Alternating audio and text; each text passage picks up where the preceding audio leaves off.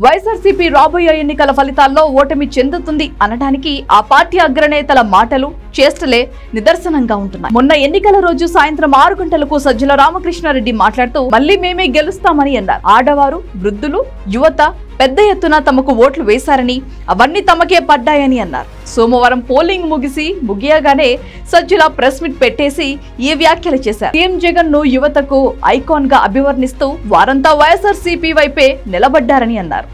కానీ మంగళవారం ఉదయానికి మాట మారిపోయింది. టీడీపీ అధినేత రిగ్గింగ్ కు పాల్పడ్డారని వైసీపీ నేతలు మాట మార్చారు.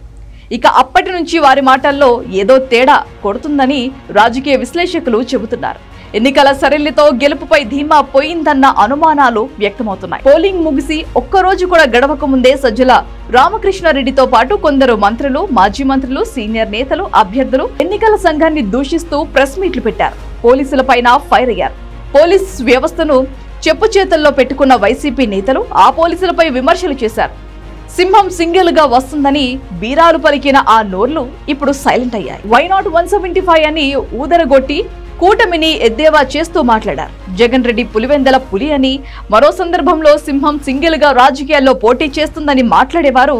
కానీ పోలింగ్ ముగిశాక ఎంత లేదన్నా 130కి తగ్గవని ఇంకా కొందరు నేతలు అన్నారు. ఇక ఆ తర్వాత కొద్ది గంటల్లోనే సీనియర్ నేతలంతా మాట్లాడుకొని కొంత పల్లవి అందుకున్నారు. టీడీపీ రిగ్గింగ్ చేసిందని ఆక్రోశిస్తూ మాట్లాడారు. పోలింగ్ శాతం భారీగా నమోదు కావడంతో జగన్ అండ్ కో గుండెలు జారిపోయాయని అంటున్నారు. పైగా అభద్రతా భావంతో ఏపీలోని పలుచోట్ల వైసీపీ నాయకులు రచ్చరచ్చ చేస్తున్నారు. టీడీపీ నేతలు తనను కొట్టి చంపేలా ఉన్నారంటూ జమ్మలమడుగు వైసీపీ అభ్యర్థి సుధీర్ రెడ్డి, తమను కొట్టి పారేశారంటూ నర్సరావుపేట ఎంపీ అభ్యర్థి పి అనిల్ కుమార్ యాదవ్, గురజాల అసెంబ్లీ అభ్యర్థి కాసు మహేందర్ లాంటి వారు ఆరోపించారు. నెల్లూరు వైసీపీ అభ్యర్థి కృపాలక్ష్మి తమను కొట్టారని, నర్సరావుపేట అభ్యర్థి గోపిరెడ్డి శ్రీనివాస్ రెడ్డి ఊర్లోకి రానివ్వలేదని, చంద్రగిరి అభ్యర్థి చెవిరెడ్డి మోహిత్ రెడ్డి గృహ నిర్బంధనం చేశారని, తాడిపత్రి అభ్యర్థి కేతిరెడ్డి పెద్దిరెడ్డి సత్తెనపల్లిలో రిగ్గింగ్ జరిగిందని మంత్రి అంబటి రాంబాబు నానా డ్రామాలు ఆడారు. విజయసాయిరెడ్డి కూడా పోలీసులు టీడీపీకి పనిచేశారని ఆరోపించారు.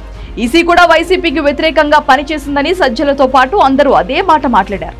ఇలా ఎన్నికల వేళ కొనసాగిన ఉద్రిక్తతలు ఆ మరుసటి రోజు కూడా చాలా ప్రాంతాల్లో కొనసాగాయి. ప్రతి చోట వైసీపీ నేతల అభద్రతా భావమే కనిపించింది. ఓటమి భయంతోనే ఇలా హింసకాండకు పాల్పడ్డారా అనే అందరూ అనుకుంటున్నారు.